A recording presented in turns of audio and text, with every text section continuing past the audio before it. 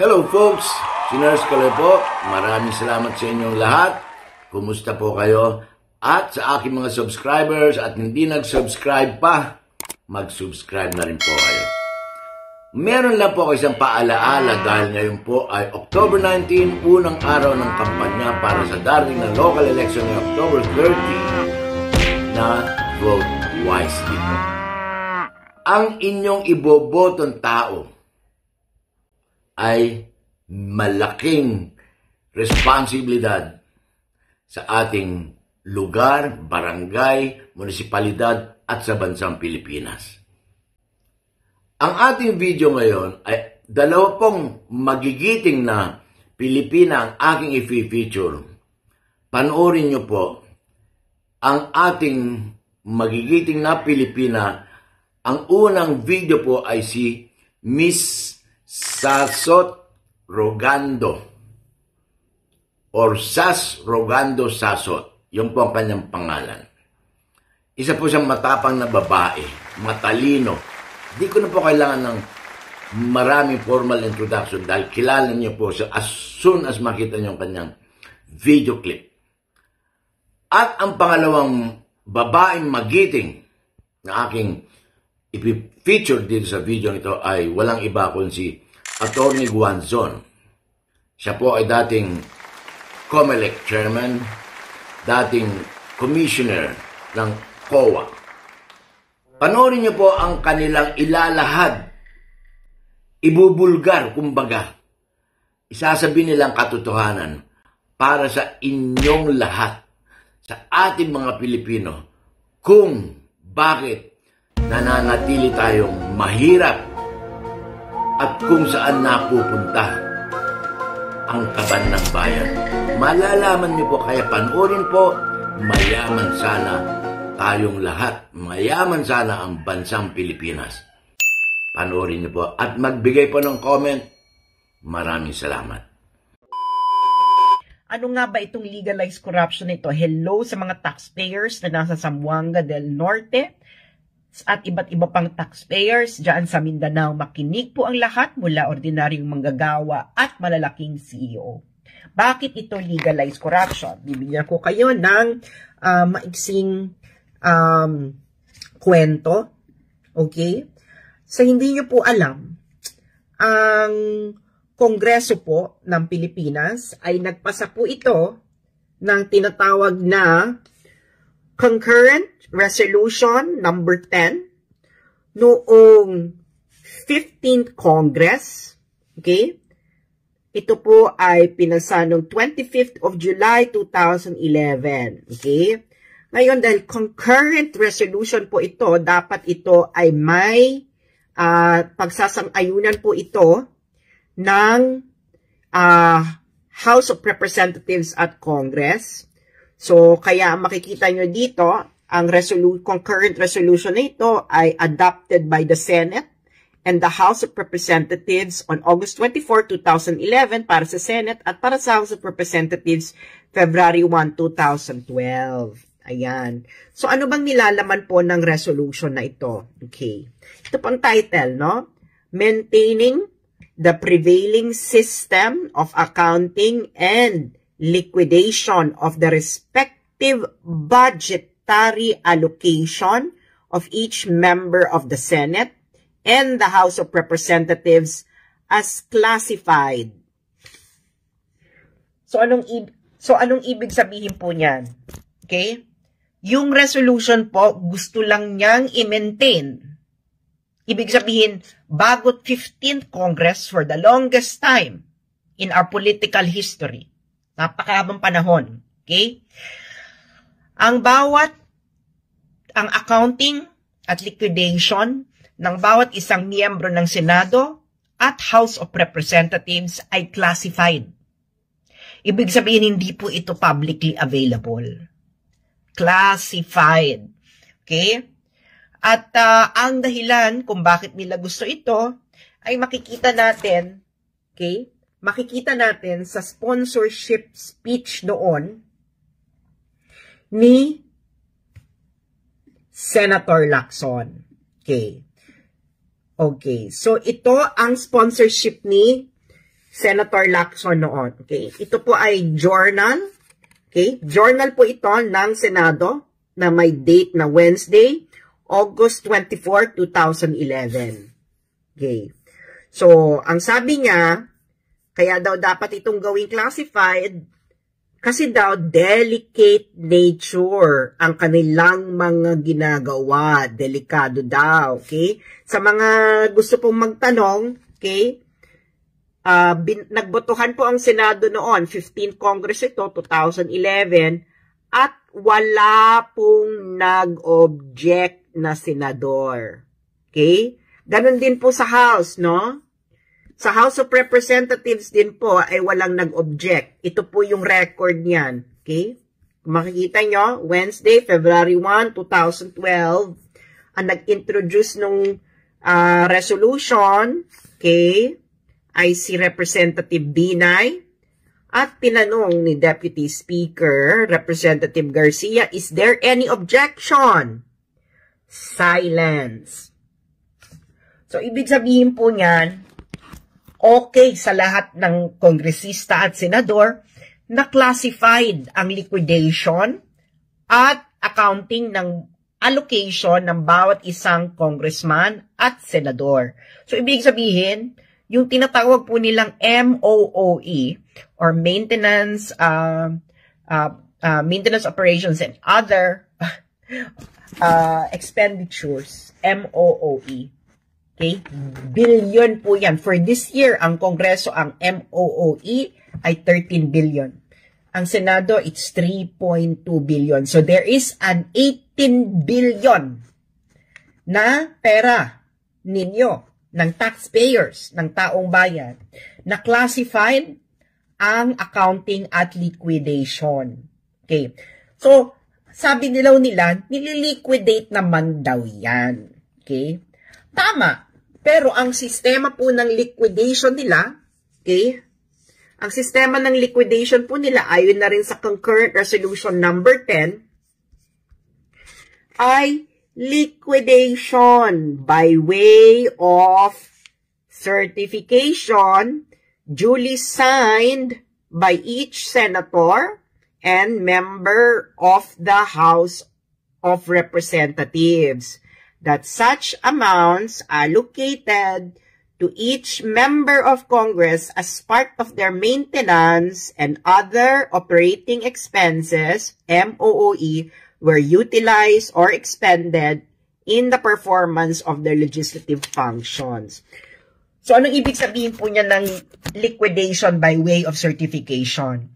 Halimbawa, si Congressman X, ang kanyang MOOE ay 20 million. Ano ang required kay Congressman X? Certification lang, mga friends, na itong 20 million na ito ay ginastos niya sa MOOE. That's it. Kaya pag nag-audit, ang makikita lang ay yung mga certification. Wala po kayong hindi po required ang resibo. Okay? Bakit ayaw nila ng resibo? Babalikan natin yung speech ni Lacson. Okay? Na kinatigan, ibig sabihin, all senators agreed with it, no? Noon. Ang kanyang rason ay, eto, bakit daw certification na lang? Kasi daw, it is also incumbent upon the Commission to understand that to impose a more rigid requirement on Congress will be too burdensome, that it may hamper members of Congress in performing their legislative duties. Ibig sabihin, pag rigid daw ang requirement, masyado daw itong mabigat para sa mga senador at congressman. At kung rigid daw ang requirement ng liquidation, baka hindi na raw makapagtrabaho ang mga senador at congressman. Yaan ang sinabi ni Senator Lacson sa kanyang sponsorship speech noong 15 Congress at ni isang senador. Ulitin ko, according to the records of the Senate, kahit isang senador ay hindi nag-object. Ganon din po sa Kongreso, kahit isang congressman, hindi nag-object. Yang akbayan, nasabi nila for transparency sila, hindi po sila nag-object. Yang bayan muna, hindi rin po sila nag-object. Yang Kabataan Party List, wala pa ata sila doon, pero kasama sila sa Makabayan Bloc, hindi po sila nag-object. Lahat po nagngangangaw-ngaw tungkol sa transparency, accountability, kailangan daw may liquidation, ni isa po sa kanila ay hindi nag-object. Na hindi kasi nga, makikinabang po sila sa legalized corruption na ito. Hindi po ba, pag ikay binigyan ng 20 million, at hindi ka nakapag-produce ng resibo, ano ka? Ano ka? Pakisagot po. Kung yung binigyan nyo po ng 20 million, ay ginamit yung pera at hindi nakapag-produce ng resibo, ano po sila? Ano po sila?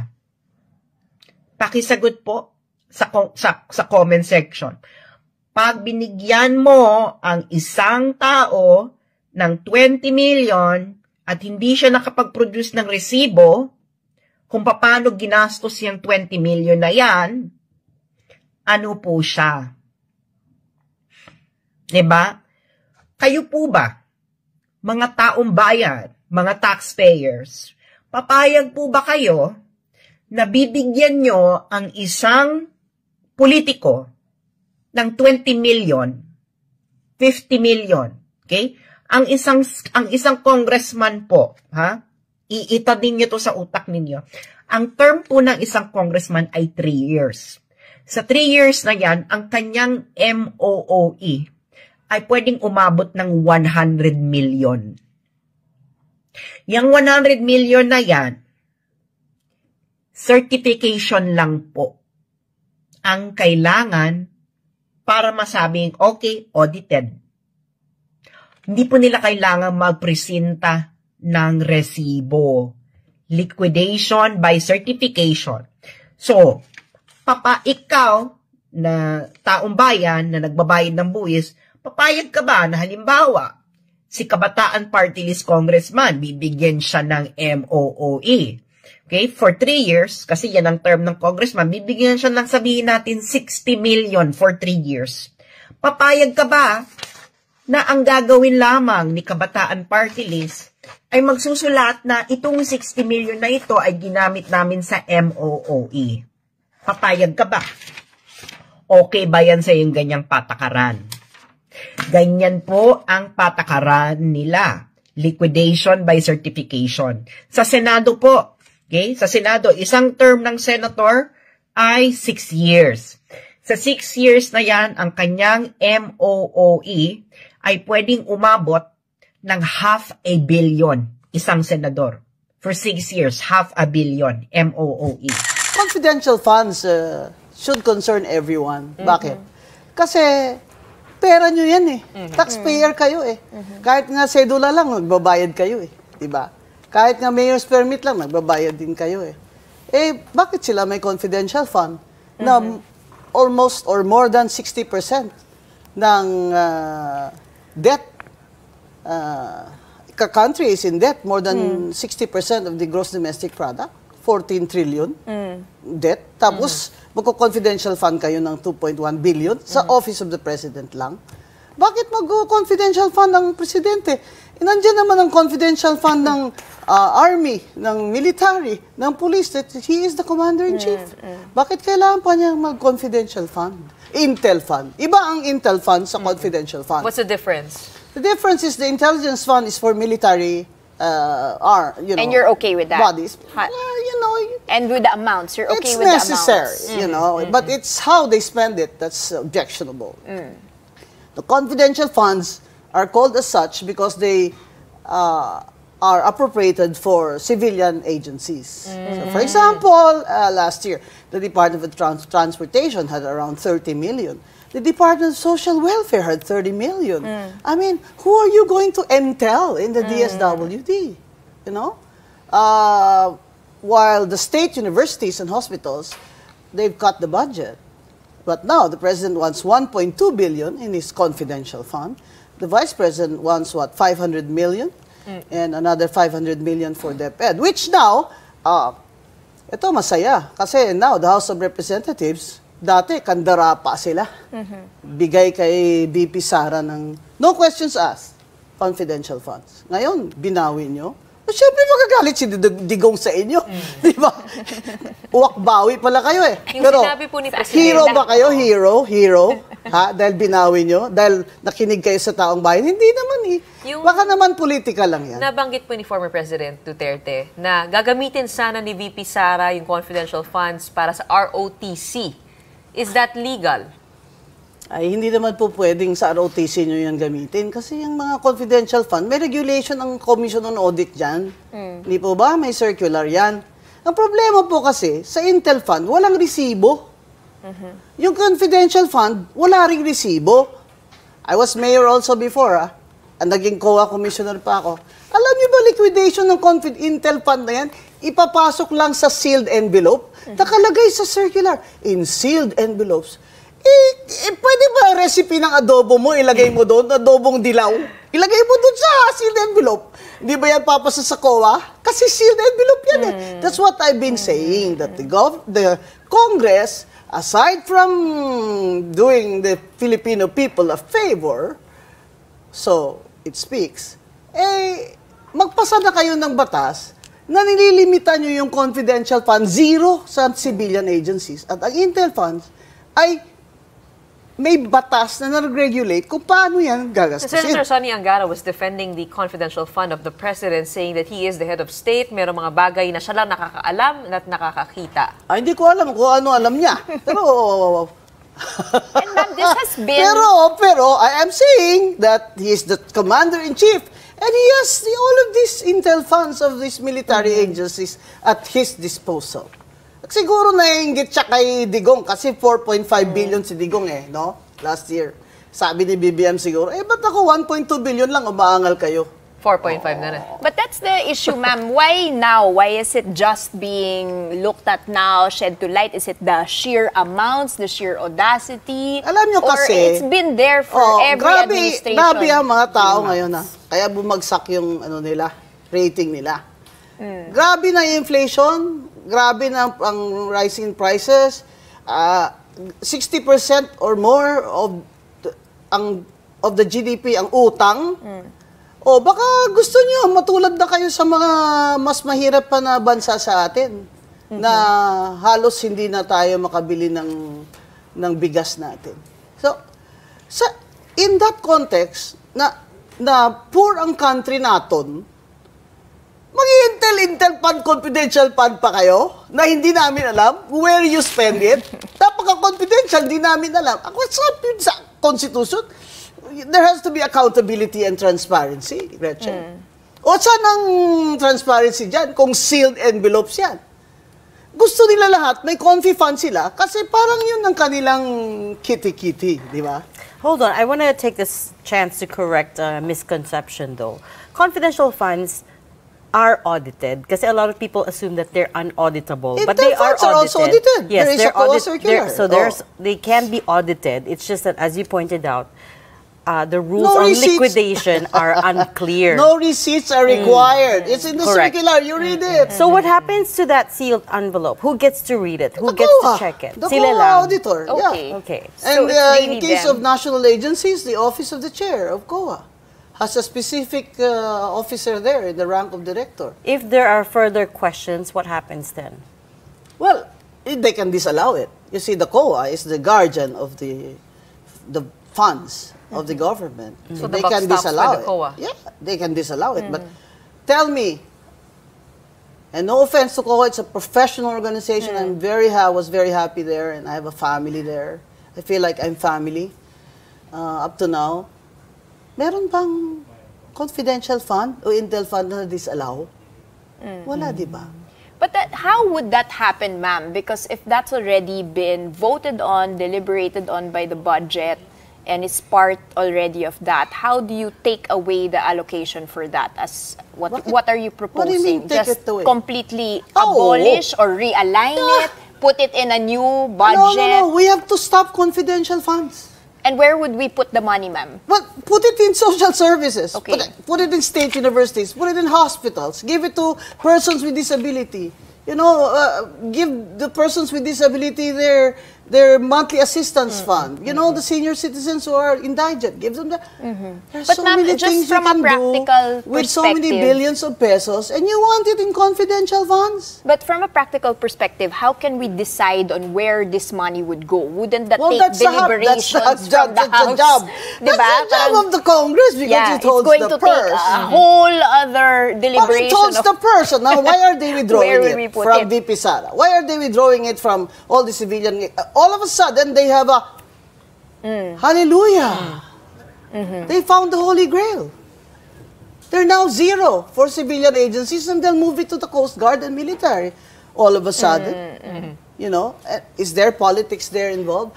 I like that. I like that. But I want it for the right reasons, Mr. Speaker. For the right reasons. That confidential funds should be stopped once and for all. Because we cannot Across the afford. board, across we the board. cannot afford a single million, a single peso in confidential funds that are most likely going to be in the pockets of public officials. Because, again, there is no transparency, and the regulations